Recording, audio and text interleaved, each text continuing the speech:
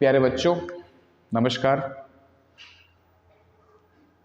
Concept जो आज लेके आए हैं आपके सामने वो वोकैबलरी है। और आज क्योंकि आप सभी इस चीज़ को जानते हैं कि एग्ज़ाम पेपर में जो इंग्लिश आप सॉल्व करने जा रहे हैं वहाँ पे मोस्ट ऑफ द पार्ट जो एग्ज़ाम का है या मोस्ट ऑफ द पार्ट जो इंग्लिश का है उसमें वोकैब का एक बहुत बड़ा हिस्सा है जो हमें सॉल्व करना है, या वोकैबलरी की जो हिस्सेदारी है वो सबसे ज़्यादा है।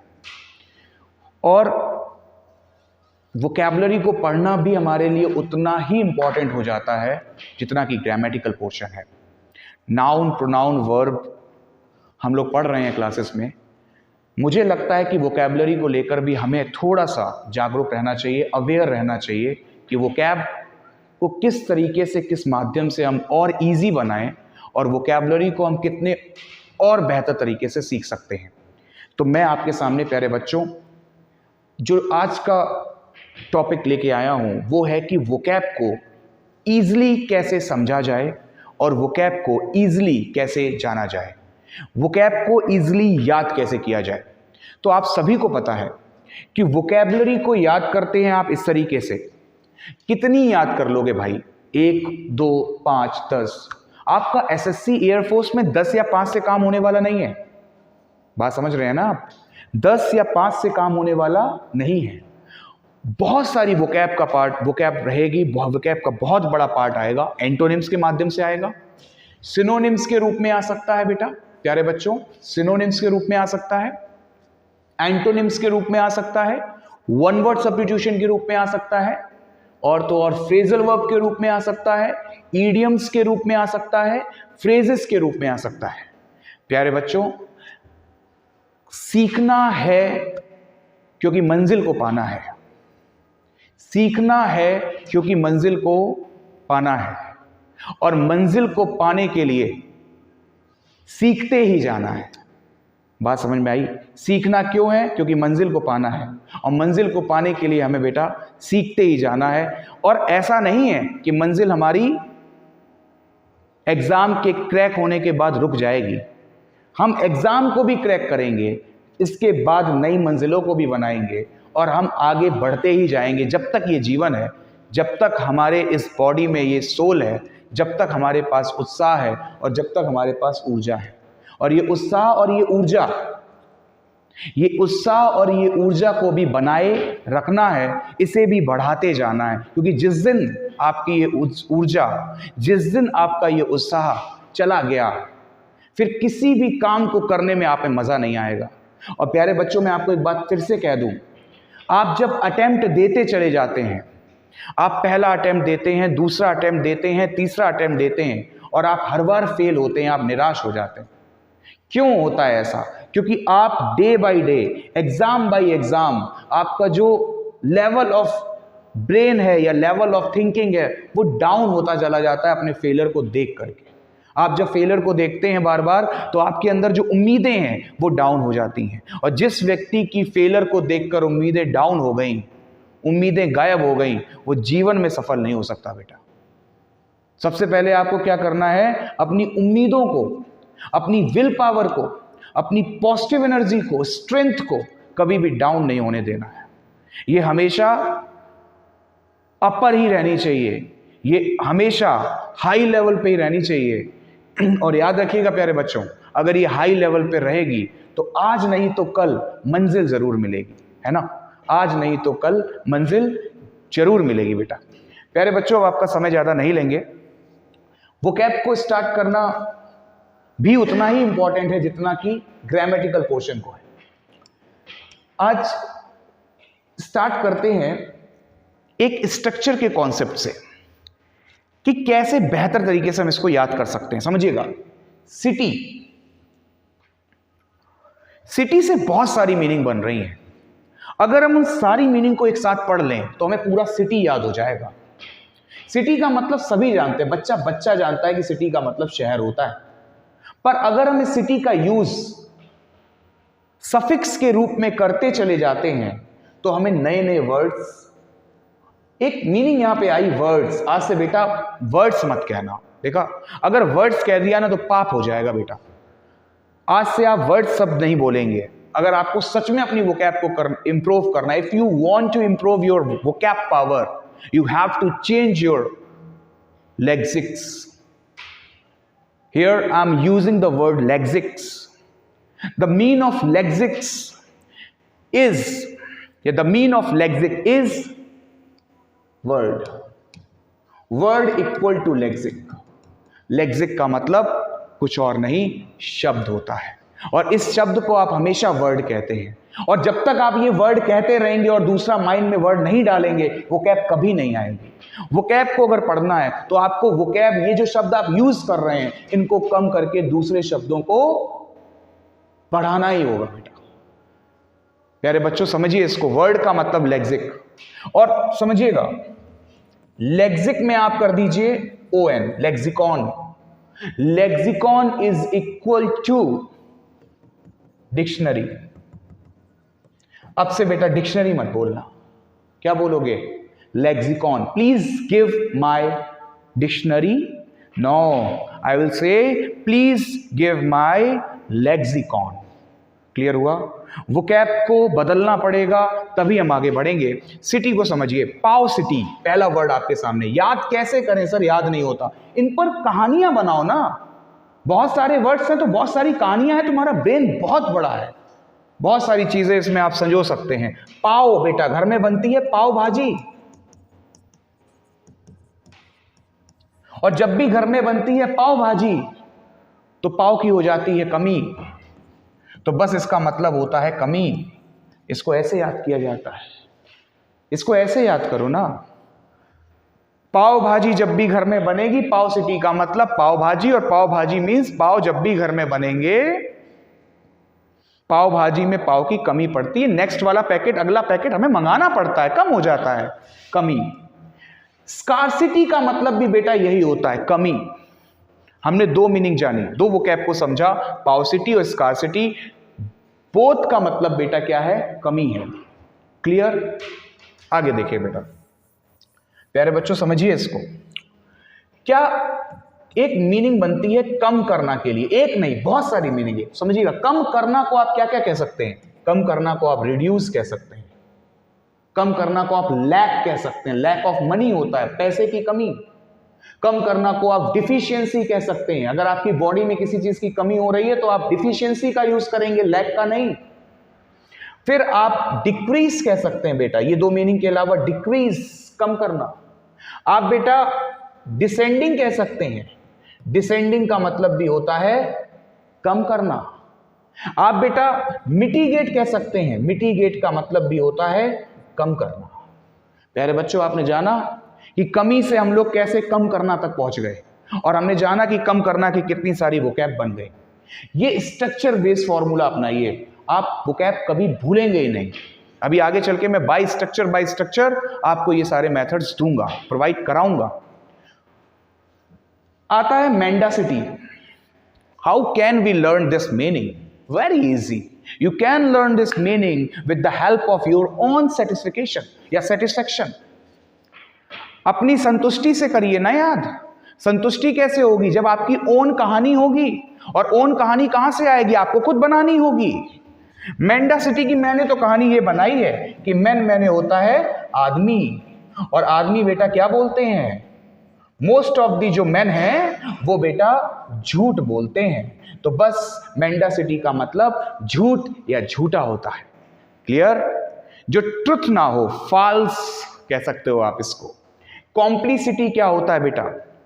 City, complicity. एक होता है डुप्लीसिटी, एक होता है डुप्लीसिटी,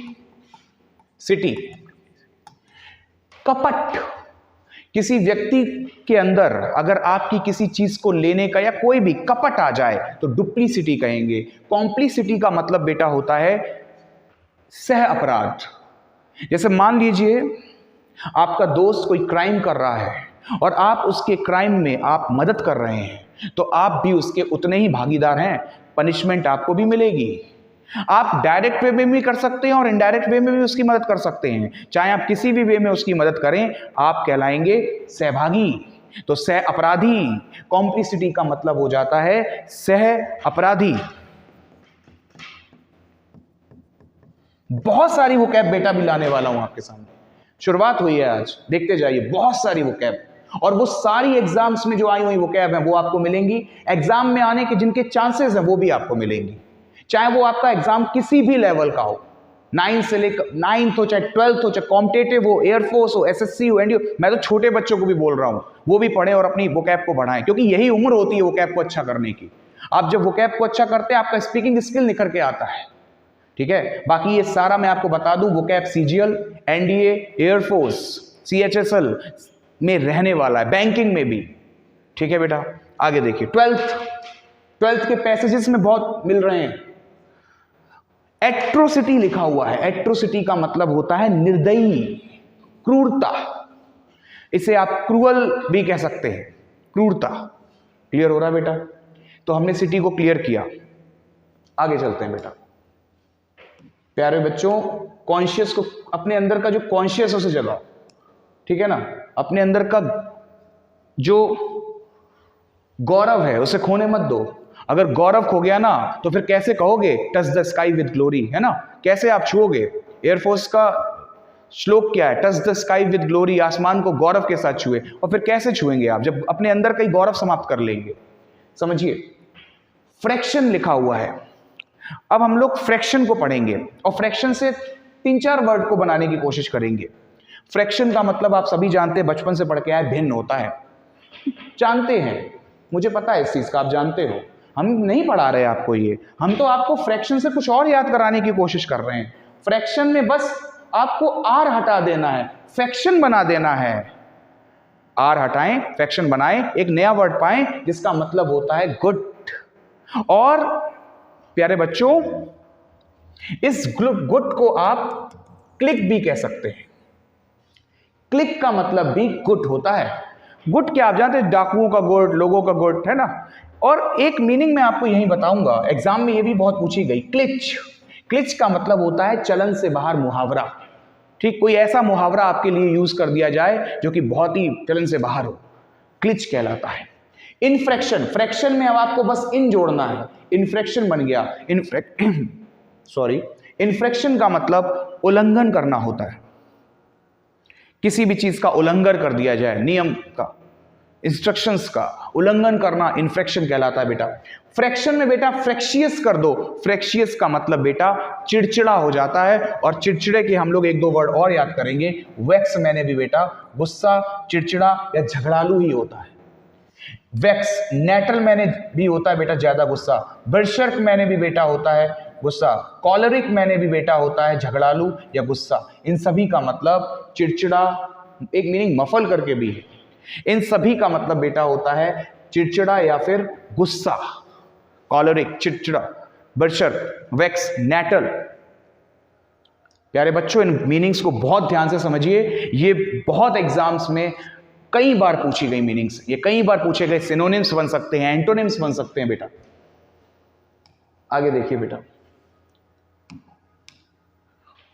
जब मैं बेटा शब्द का प्रयोग करता हूं तो मेरा बेटा शब्द में बेटियां भी शामिल हैं, ठीक है।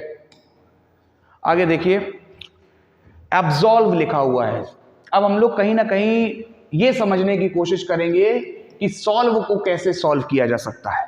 सॉल्व को सॉल्व करो, सॉल्व के पहले एब लगा दो, एब्सॉल्व हो जाता है। इसका मतलब दोष, प्यारे बच्चों समझिएगा, दोष मुक्त करना हो जाता, दोष मुक्त करना। इसे इंग्लिश में कहेंगे फ्री फ्रॉम चार्ज। चार्ज, आप इस चार्ज की जगह पे ब्लेम भी लगा सकते हैं। दोष को इंग्लिश में चार्ज, ब्लेम या फिर इंडिक्ट, इंडिक्ट या फिर अरेंजमेंट का अरेन कह सकते हैं, ARRAIGN। अरेन का मतलब दोष या अपराध, इंडिक्ट का मतलब दोष या अपराध, ब्लेम का मतलब भी दोष या अपराध। इसके बाद प्यारे बच्चों, चार्ज का मतलब भी होता है, चार्जशीट दायर हो जाती है, चार्ज का मतलब भी दोष या फिर अपराध ही होता है, ठीक है बेटा। तो दोष मुक्त करना को कहते हैं एब्सॉल्व। एक्सोनरेट का भी बेटा सेम मतलब होता है, दोष मुक्त करना। एक्विट का मतलब भी, क्विट करते हो ना, किसी भी चीज से क्विट करते हो, आप ऐप से वापस आते हो, बाहर आते हो, क्विट करते हो, उसके पहले एसी लगा लीजिए। एक्विट का मतलब भी प्यारे बच्चों दोष मुक्त करना ही होता है। ये मीनिंग्स को एक बार अपने माइंड में जरूर डालें, है ना, इंपॉर्टेंट है ये सारी, बहुत ज्यादा इंपॉर्टेंट। आगे चलते हैं प्यारे बच्चों, हम लोग साधु को समझेंगे कि साधु शब्द के लिए कितने सारे वर्ड्स मतलब कि लेक्सिक का यूज किया गया। मॉन्क मैंने भी बेटा साधु होता है। मॉन्क उस साधु को कहते हैं जो आपको, जैसे कि दलाई नामा है, ठीक है ना, वो साधु जो तिब्बत में है, मॉन्क है, मॉन्क भिक्षु। मॉन्क मतलब कह सकते हो, भिक्षु कह सकते हो, मॉन्क कह सकते हो, ये वो साधु हैं। बेटा इन साधुओं में आपस में बहुत डिफरेंस है। ये जो मीनिंग लिखी है इसमें आप, कोई भिक्षा मांगने वाला है, कोई उपदेश देने वाला है, कोई कुछ, सबके अपने अपने अलग अलग वे हैं।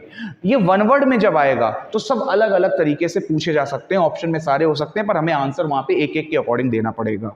लेकिन जब ये सिनोनिम्स में आएगा बेटा, तो आप याद रखिए, मॉन्क का मतलब साधु, फरियर साधु, सेंट साधु, एस्केटिक साधु, हर्मिट साधु, और सॉलिटियर का मतलब जो अकेला रहे, लोनलीनेस को पसंद करे, वही तो लोनी हिमालय चला जाए, अकेला रहे, अपनी स्टडीज को आगे, अध्यात्म को आगे बढ़ाए अकेला, वो सॉलिटियर, वो भी बेटा एक तरीके से साधु ही होता है प्यारे बच्चों।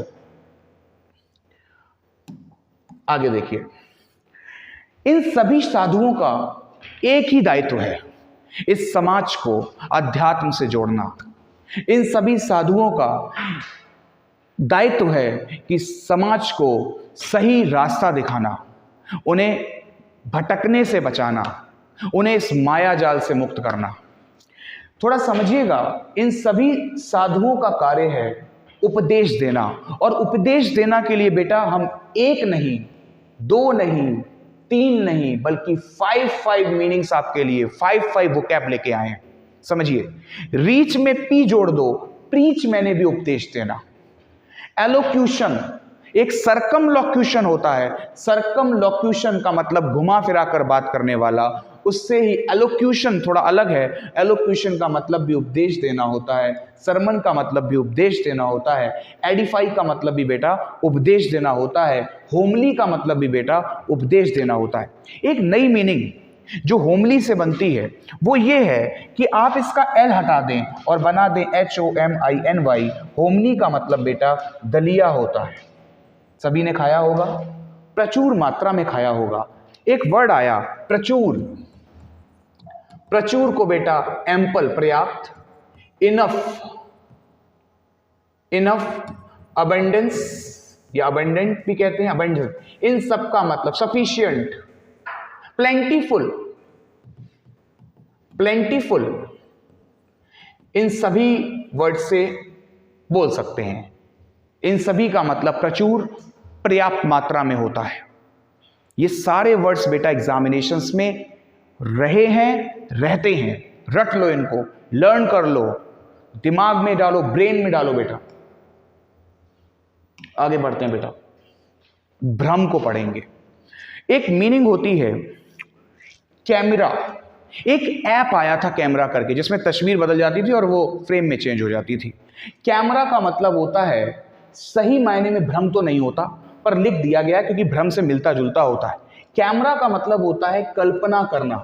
प्यारे बच्चों बिल्कुल सही, कल्पना करना, और कल्पना करना कहीं ना कहीं शामिल हो जाता है भ्रम में।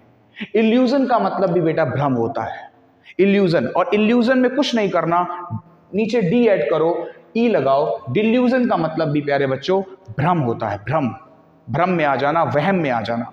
और मिसअंडरस्टैंडिंग बेटा एक प्रकार का ये भी भ्रम है। लेकिन मिसअंडरस्टैंडिंग का मतलब किसी चीज को सही तरीके से समझ ना पाना, गलत तरीके से समझ लेना। आगे बढ़ते हैं प्यारे बच्चों,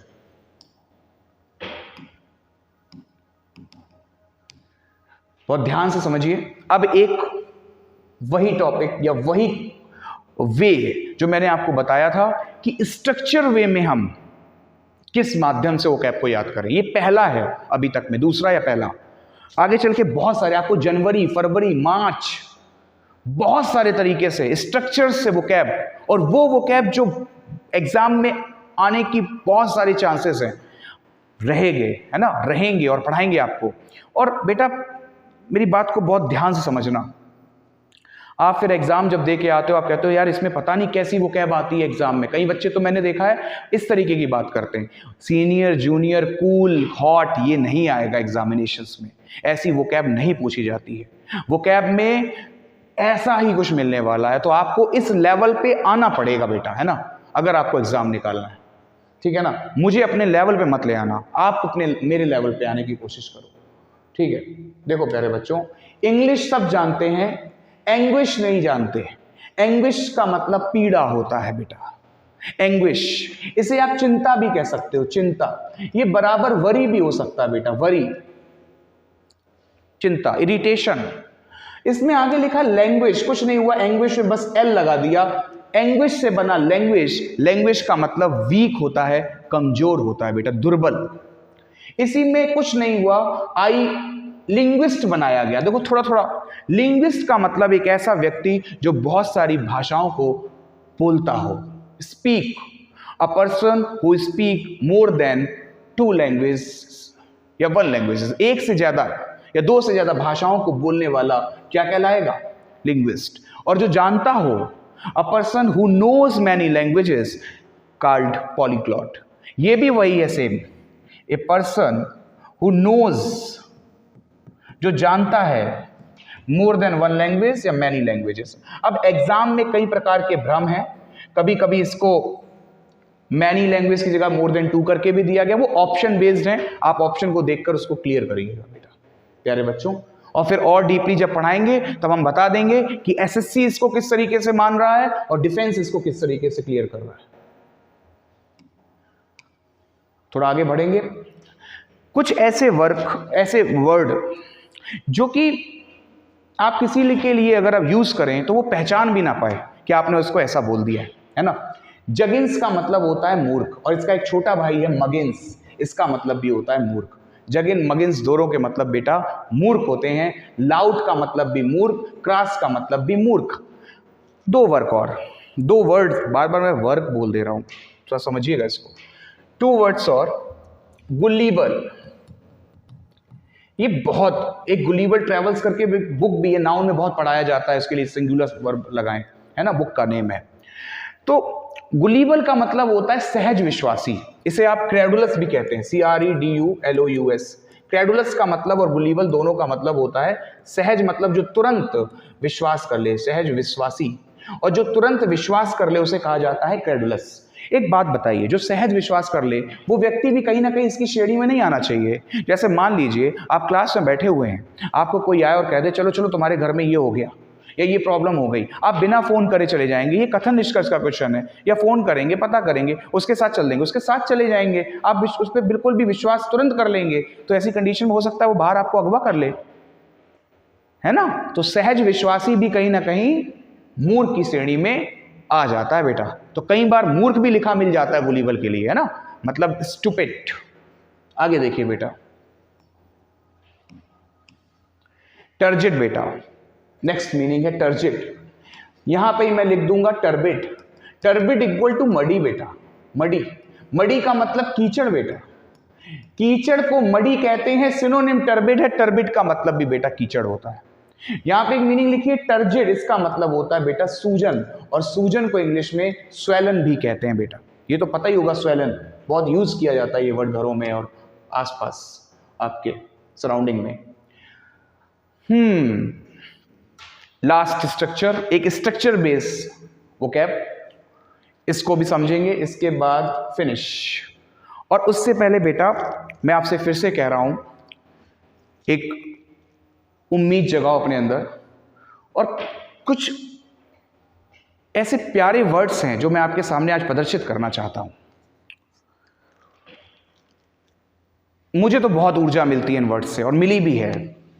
इन वर्ड्स को मैं बहुत दिनों से, ये समझ लीजिए जब मैं स्टडी कर रहा था, या मैं जब स्टडी अभी भी कर रहा होता हूं, तो कभी कभी मैं भी, बहुत सारे हालात हैं आसपास के, दाएं बाएं के, है ना, जैसे आपके साथ आपके हैं वैसे हमारे साथ हमारे हैं। टीचर्स के साथ ऐसा नहीं कि टीचर दिखता है, क्लास में आता है बड़ा एकदम, लेकिन ऐसा नहीं है। टीचर्स के पास भी अपनी प्रॉब्लम्स होती हैं, टीचर्स के पास भी अपने बर्डन्स होते हैं, टीचर्स के पास भी अपनी बहुत सारी ऐसी चीजें हैं जो वो डायरेक्ट और इनडायरेक्ट वे में भी नहीं रख सकता।